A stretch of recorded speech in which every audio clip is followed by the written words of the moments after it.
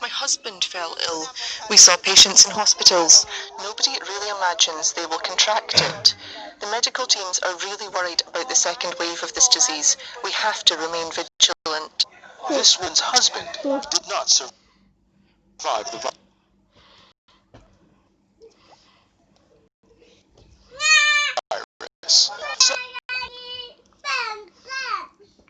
Told the government mishandled the response. Many said they contracted COVID-19 in the line of duty. Many lost family and friends. Ghulam Reza Fakhri died in the outbreak a little more than a month ago. His wife warns the disease is still a formidable enemy. He was an ICU man. Most of his time was spent in the intensive care unit. He contracted the disease while he was inserting a tube into the mouth of a corona patient. After placing the tube for a young girl, he told his colleagues, "I think I was infected." You know, he was very close contact with patients, a distance of 5 to 10 centimeters. Despite the risk, he never said no when called, and for years offered medical services to charities free of charge, something his wife discovered only after his death. The last thing they talked about was what might happen if he got sick. "You might die," she said. "It's okay," he replied, "I will die a hero." But heroes have families, people who get left behind. Wives who grieve for their husbands, daughters who want their fathers back. Survivors of the pandemic, but also victims who are uncounted when tallies are taken of the sick and the dead. Zain Basravi, Al Jazeera, Tehran. In the news ahead, breaking the blue wall of silence, what some police are saying about the actions of the 4 officers involved in George Floyd's fatal arrest. And sending a message about jobs cuts, thousands of auto workers protest in France.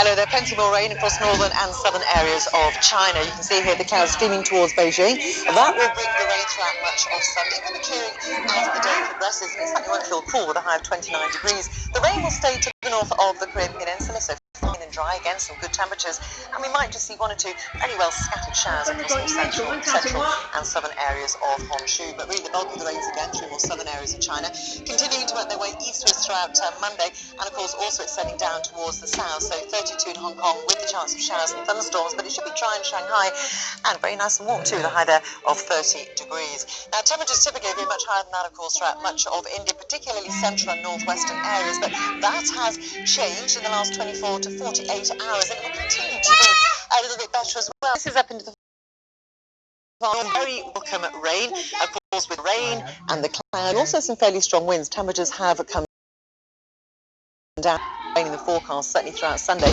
Now at times this rain could be pretty heavy, but it's very extensive, so it really is helping to reduce the heat even through central regions where we've got the cloud. We've got 43 in Nagpur. Further to the south, plenty of rain working its way across into Kerala, staying off the coast for the most part on Monday, and then clear skies in Nagpur.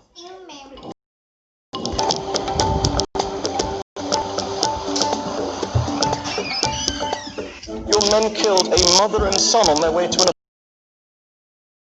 appointment. Sadly, the insurgents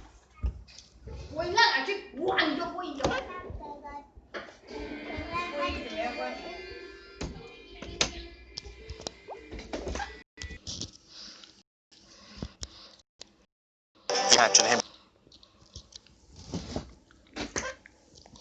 pressing his knee on George Floyd's neck.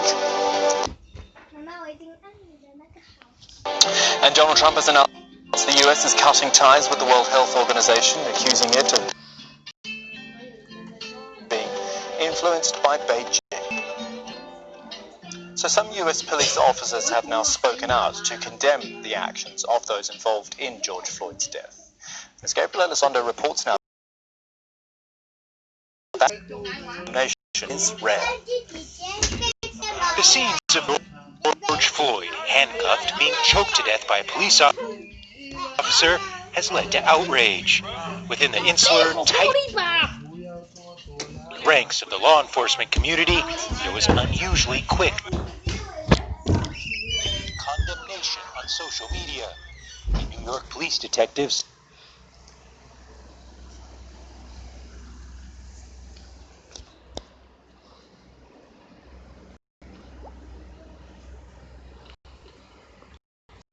You can probably see a lot of them are being talked to by police officers right now, possibly some of them facing arrest. I haven't heard the conversations, but I've heard people say they're going to be arrested.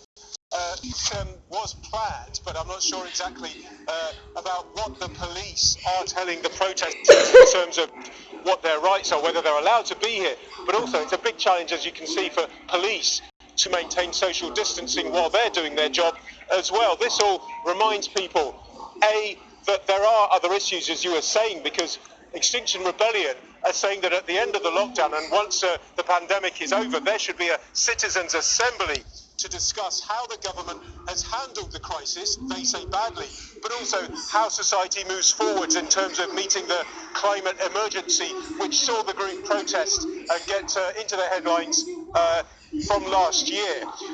At the same time, there are growing calls from some government scientists or scientists who advise the government through the advisory group called SAGE, saying that the lifting or easing of lockdown measures, which are starting on Monday, are coming too soon. At least 3 SAGE members saying that they're worried that there's a high risk because currently there are around 8,000 cases per day, new cases of COVID-19. Some have also cast doubts on the efficiency of the test, trace and isolate program, which got up and running in the last few days, saying that there's no proof that there are enough tests being done, or in fact that the trace system will work. And on Friday, the SAGE group released documents suggesting that only half of people who have symptoms have been self-isolating. Now, the new system requires anyone who's been in contact with someone who's got the disease to self-isolate with their family for 14 days. So it's a very big ask and it's a huge challenge. Dean Barber is a social distance protest. Extinction Rebellion in London. Thank you.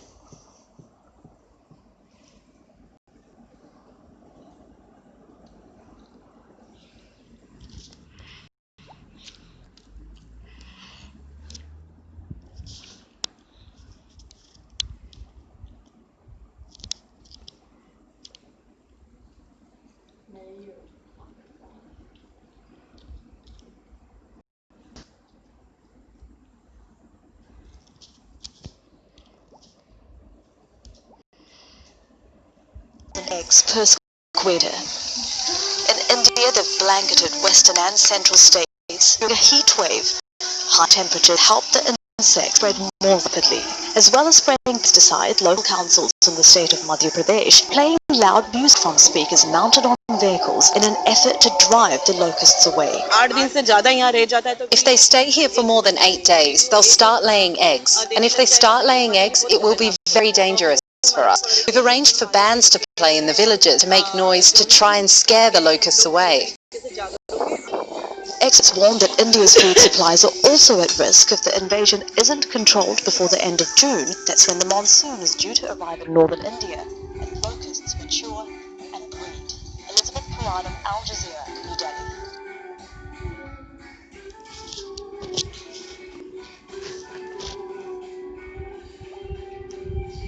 They say they've been suffering greatly during the lockdown, being unable to work. Other hundreds of families have already been evicted, their houses demolished in past weeks, and the people here say that the police has used excessive force to try and push them out of their houses. If it is through the houses, all we can do is build a shelter to the neighbours. Where are we supposed to go if we don't even have enough to buy food? Now, the Minister of Housing has, at least in theory, banned all evictions until the end of June in response to the pandemic. But the city authorities are saying that these informal houses are illegal and that the hill itself is at risk of landslide. So these people need to go now.